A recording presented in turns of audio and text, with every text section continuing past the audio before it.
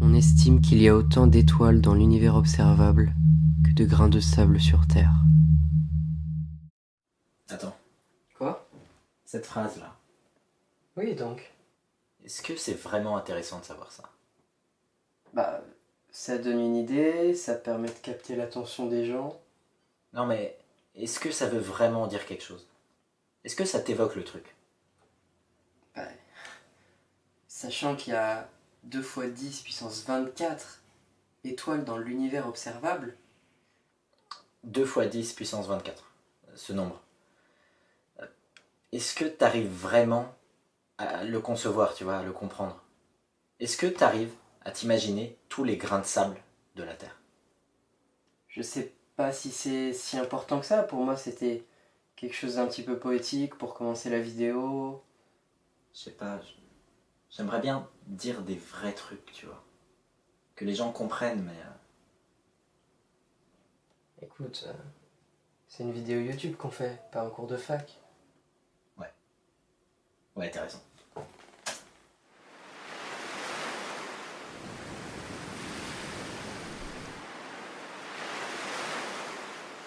Zach? Zach? On y va? Ouais.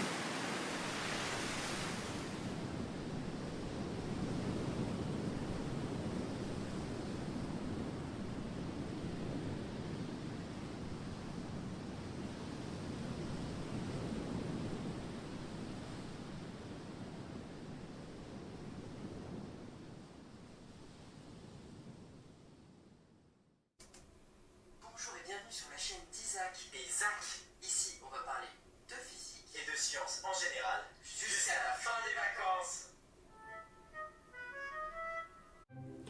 Aujourd'hui, on va parler de fusion nucléaire, plus particulièrement dans les étoiles. Toute la matière que nous connaissons a été créée au même moment. D'après la théorie du Big Bang, il y a 13,8 milliards d'années. Et pourtant, dans ses premiers moments d'existence, la matière était extrêmement simple. Simple, crée l'univers et on en reparle, hein. L'apparition d'atomes plus complexes s'est faite bien plus tard, dans ces gigantesques centrales de fusion spatiale, ces bombes nucléaires qui ne cessent d'exploser, j'ai nommé les étoiles. Je vais vous montrer sur le tableau.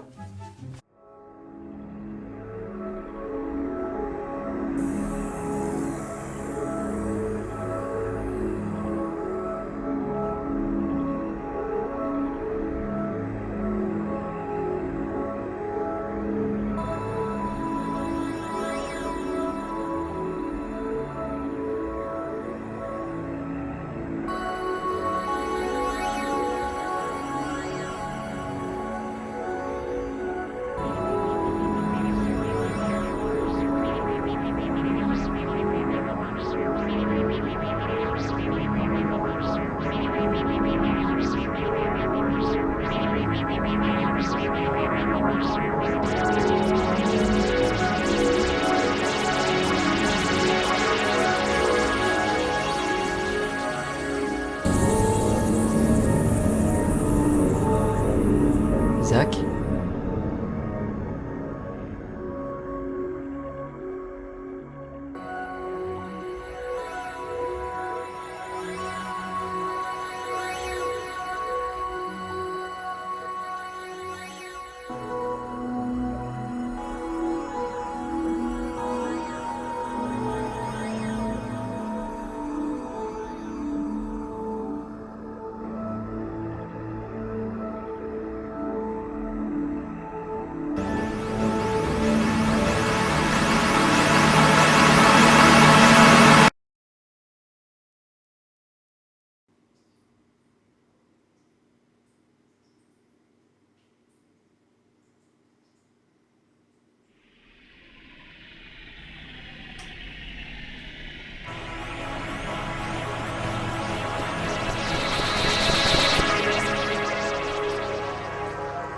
Le corps humain est un objet composé à 65% d'oxygène, 18% de carbone, 10% d'hydrogène, 3% d'azote, 1,5% de calcium, 1% de phosphore et d'autres éléments en quantité négligeable tels que du soufre, du potassium, du chlore, etc.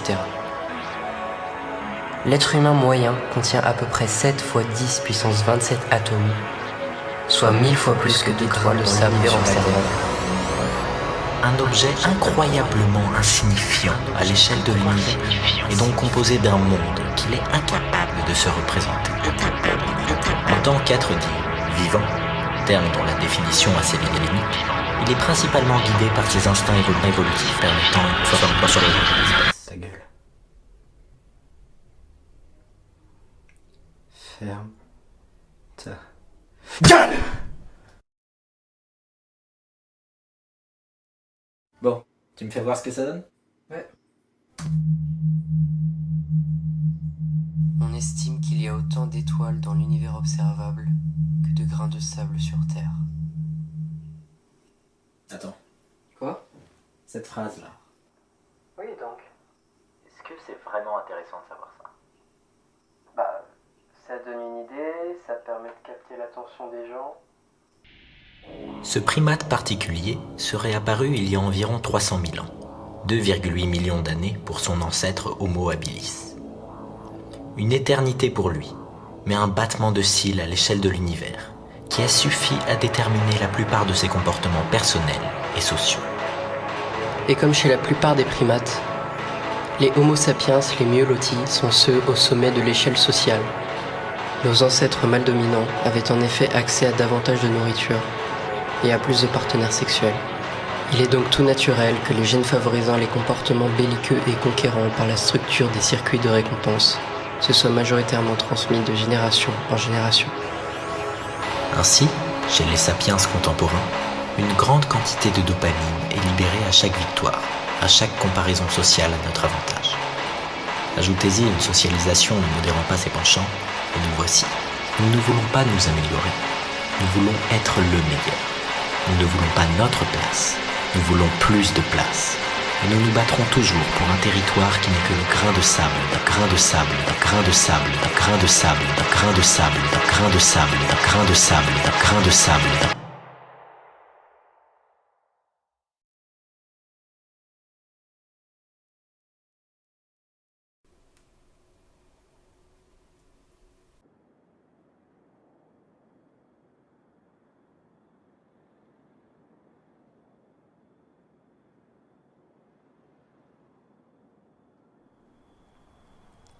Je pense que ça pourrait nous rendre fous.